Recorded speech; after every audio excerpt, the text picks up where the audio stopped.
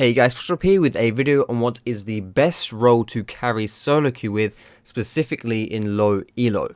Now I get asked this question quite a lot, whether that's in the YouTube comments or in the chat when I'm streaming, and it's quite a difficult one to cover because I don't really feel like there is a black and white answer here. However, I do also feel like some roles are better at carrying solo queue than others, so there's definitely some things to discuss. So without further ado, let's get on it. First things first, I want to take a quick look about what it really means to carry solo queue.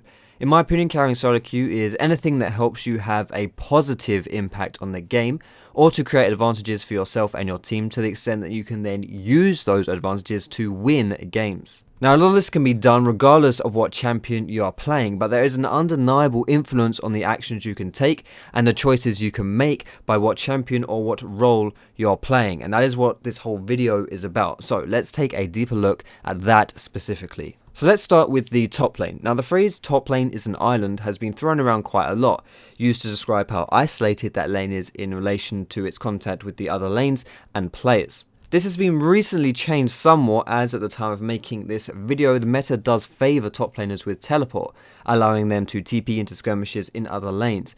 However, in comparison to other lanes, top still has a limited impact on the rest of the game. If your teammates are struggling, there's not really too much you can do to help them. Still, if you can crush your lane and either roam or split push all day to draw attention to yourself and away from your allies, then that can have great success. However, in conclusion, I don't really feel like top lane is one of the best lanes to carry from in solo queue. Next up, we have the junglers. Now these are the playmakers of League. The flow of the game is often set depending on how they are playing and what they are doing. A successful aggressive jungler can positively influence all other lanes, giving them great advantages and allowing them to snowball hard. They're also the babysitters of teams, being able to provide assistance wherever is needed, which means that if a lane is struggling, the jungler can help prevent that. All in all, this gives them some amazing solo queue carry potential, but on the same coin, they are still very reliant on their allies. Whether that's making plays, shot calling, objective plays, following up on ganks, etc. This can pose some troubles if you ever get some unresponsive allies or people who just don't want to cooperate with you. In addition to this, just because the jungler has the potential to help out all lanes on the map, this does not mean that he has the responsibility to do so. It's not up to the jungler to win all of the lanes on the map. Yes, he can influence them, yes, he can help them out in positive ways, but if things are going wrong, it is not always the jungler's fault. However, as a jungle player, you will have to be prepared to shoulder this burden, this responsibility that some of your teammates will thrust upon you. Outside of the lane phase, you're often little more than an underfed laner or a glorified support. You will not be a carry in a traditional sense. However, like I say, this does not mean that you cannot carry games, but you'll just have to rely on your shot calling and your playmaking abilities. In conclusion, I really do feel like jungle is a great role to be playing for carrying solo queue. Mid laners are somewhat similar to the junglers as far as their ability to influence multiple lanes goes. Being at the heart of the map, they can roam to many places and look for kills or provide backup. What's great about a mid roam is that you can often burst the target down extremely easily. This is thanks to the type of champions that are often played mid, like the assassins and the mages. Similarly, whichever mid laner is more dominant in a game will also open up the gates for the jungle plays. The carry potential for a mid laner is extremely high, if not, in my opinion, the highest of all roles. Supports as a role get unfairly characterized as the one role that cannot carry games. If you don't have items and big damage to kill people yourself, how can you expect to win? Well, this is not quite true, obviously. The reason why a support's carry potential goes unnoticed is because they deal with the more subtle aspects of their games, or if you prefer, the intangibles. Sadly, however, the strength of a support is often influenced by the strength of their team.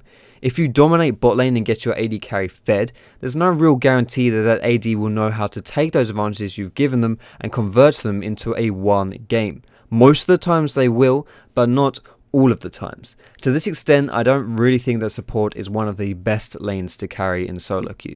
Finally, we have the AD carries. Their impact in the early game is quite minor, with supports often having the biggest say in the dynamics of a bot lane. Mid game is much the same story unless you get really fed in the lane phase, but late game is a whole different beast. In low elo especially, the life of an AD carry, especially in teamfights, is less stressful. Some people argue that playing AD carry in low elo is really bad because your teammates don't know how to protect you. To that, I say that you are looking at it in the wrong way. You should look at it in a different way, and that is that your enemies will often not really know how to properly, adequately focus you and take you out of fights. It is absolutely true that in lower elo, your opponents will not dedicate appropriate resources to shutting down valuable targets, such as the AD carry. With good positioning, you can pretty much 1v5 using your teammates as meat shields. No other role has a better teamfight or late game presence than the AD. I'm actually of the opinion that you should never forfeit a game if you're playing AD carry, because you can always have a chance in the late game and in teamfights. For these reasons, I feel like AD carry is one of the best roles for climbing that solo queue ladder. So that's my opinion on the best roles to carry with in solo queue, specifically for low elo.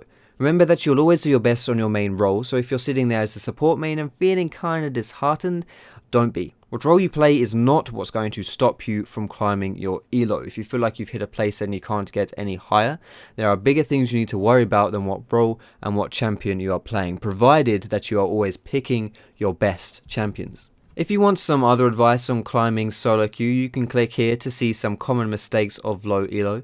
Or maybe your attitude is your problem, then you can click here to get some tips on how to stop raging. But most importantly guys, thank you so much for watching this video. I hope you found it useful. If you did, feel free to give it a thumbs up. And if you think you know someone who might benefit from watching this video as well, feel free to share it with them. If you really like this video and you want to see more, then you can subscribe to me where I put out educational league content with a bit of entertaining stuff on the side as well.